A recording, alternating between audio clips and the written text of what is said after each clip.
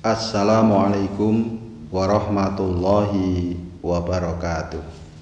Saudaraku yang dirahmati Allah, kota Taif merupakan salah satu kota penting di Saudi Arabia. Taif sekarang ini merupakan kota pendidikan, kota budaya, kota industri, kota wisata yang cukup maju. Dan beruntung saya berkesempatan mengunjungi Taif.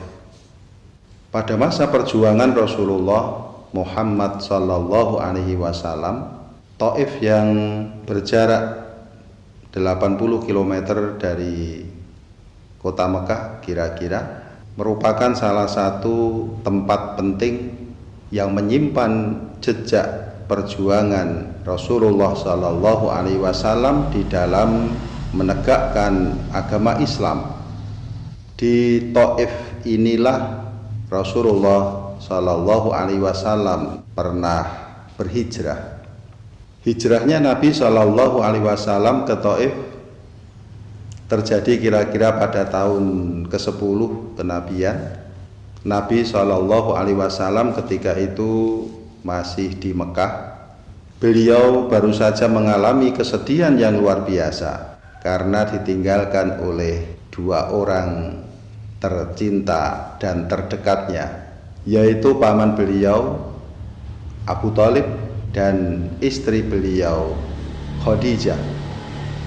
Keduanya bukan sekedar paman, bukan sekedar istri, tetapi lebih dari itu adalah pendukung, penopang sekaligus pelindung Rasulullah Shallallahu Alaihi Wasallam dari kekejaman kaum kafir Quraisy. Khadijah selalu mendukung perjuangan Rasulullah, sedangkan Abu Thalib selalu melindungi Nabi Shallallahu Alaihi Wasallam dari setiap serangan orang-orang kafir Quraisy. Sepeninggal mereka berdua, Rasulullah semakin mendapatkan banyak tekanan dari orang-orang kafir Quraisy. Maka kemudian muncul keinginan dari beliau untuk meninggalkan Mekah dan mencari tempat yang lebih baik untuk mengembangkan dakwah Islam. Dan salah satu tempat yang dipandang baik oleh beliau adalah Taif. Maka kemudian beliau berangkat ke Taif didampingi oleh seorang sahabat beliau, yaitu Zaid bin Harithah. Sebenarnya Nabi Shallallahu Alaihi Wasallam pada saat berangkat ke Taif mempunyai harapan beliau akan mendapatkan dukungan dari Bani Thaqif yang ada di Taif. Tetapi ketika beliau sampai di sana, kemudian bertemu dengan para pemuka-pemuka suku Thaqif, ternyata mereka tidak seperti yang dibayangkan oleh Rasulullah Sallallahu Alaihi Wasallam, yang intinya mereka tidak bisa menerima kehadiran Nabi di Taif. Bukan hanya menolak, mereka bahkan juga mengerahkan massa. Mereka melakukan pelecehan, penghinaan, makian-makian, bahkan penyerangan secara fisik kepada Rasulullah Sallallahu Alaihi Wasallam dan Zaid bin Harithah. Dikisahkan bahwa akibat penyerangan itu Nabi dan Zaid bin Harithah sampai harus mencari tempat perlindungan, dan sampailah beliau ke sebuah kebun milik Utbah bin Rabi'ah.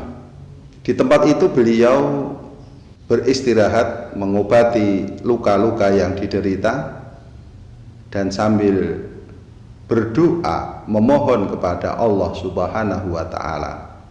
Dan luar biasanya, di kebunnya Utbah bin Rabi'ah ini Nabi Shallallahu Alaihi Wasallam berjumpa dengan salah seorang pekerjanya Utbah yang bernama Addas. Addas bukanlah seorang muslim, tetapi dia mempunyai sikap yang baik.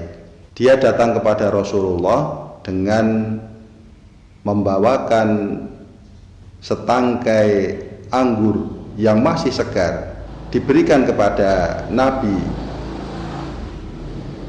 yang kemudian dimakan oleh beliau sambil mengucapkan Bismillahirrahmanirrahim. Mendengar ucapan ini, Adas pun tertarik. Dia mengatakan, saya belum pernah mendengar kalimat itu, dan orang-orang di sini juga belum pernah mengucapkan kalimat itu. Maka kemudian terjadilah dialog antara Nabi Shallallahu Alaihi Wasallam dan Adas, yang singkat cerita kemudian Adas ini masuk Islam.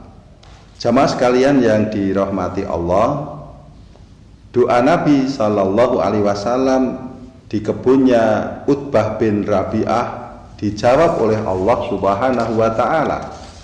Allah mengirim malaikat penjaga gunung untuk membantu Nabi Shallallahu Alaihi Wasallam.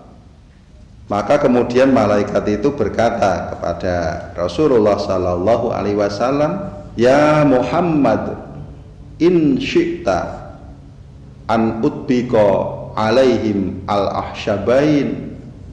Wahai Muhammad, kalau engkau mau, aku akan menimpakan gunung Ahsyabain ini kepada mereka.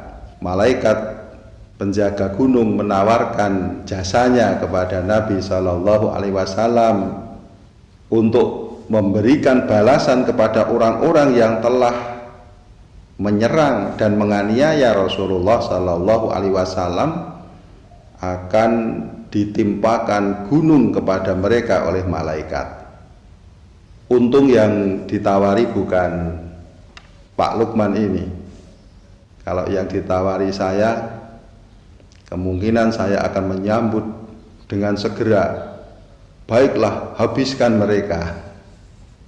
Tetapi yang ditawari ini adalah seorang yang sangat berbudi mulia, dengan akhlakul karimah yang tinggi, seorang uswah hasanah kita, teladan terbaik kita, orang yang paling sabar sedunia.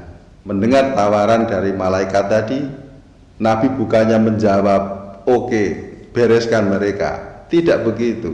Tetapi apa yang dikatakan oleh Rasulullah Sallallahu Alaihi Wasallam, bal arju ayyahrujallahu min aslabihim may ya'budullaha wahdahu la yusyrik bihi syai'a. Jawab Nabi, jangan. Aku masih punya harapan kepada mereka.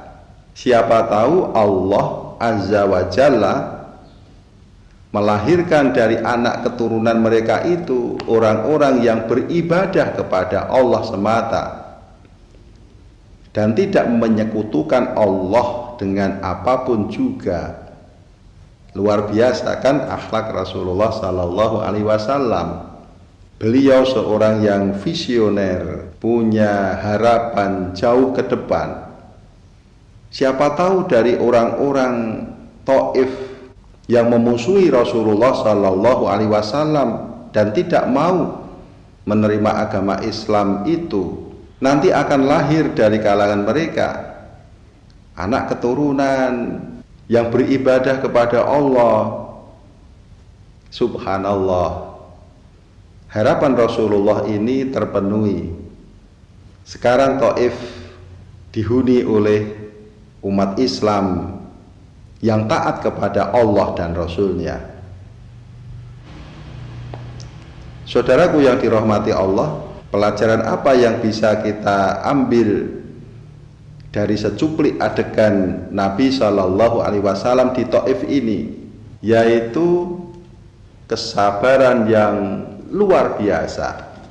Bagaimana Nabi Shallallahu Alaihi Wasallam yang sudah mendapatkan perlakuan yang tidak manusiawi, padahal beliau datang baik-baik, beliau berbicara baik-baik, tetapi yang diterima oleh beliau adalah cacian, hinaan, siksaan. Dan pada saat datang bantuan, ada backing di belakang beliau, malaikat penjaga gunung yang akan membantu mengatasi orang-orang yang telah menyerang beliau dengan menimpakan gunung kepada mereka. Tetapi Nabi menjawab, jangan. Karena Nabi masih punya harapan ke depan. Orang-orang ini akan menjadi orang-orang yang baik. Kalau bukan mereka, mungkin anak mereka. Kalau bukan, mungkin cucu mereka. Kalau bukan, mungkin buyut mereka. Kesabaran yang luar biasa yang harus kita teladani. Dan kita beruntung pada bulan Ramadan ini kita berlatih kesabaran semata-mata di dalam rangka menunaikan kewajiban dari Allah Subhanahu wa Ta'ala. Mudah-mudahan perjuangan yang tidak kenal putus asa dari Rasulullah Muhammad sallallahu alaihi wasallam bisa kita teladani.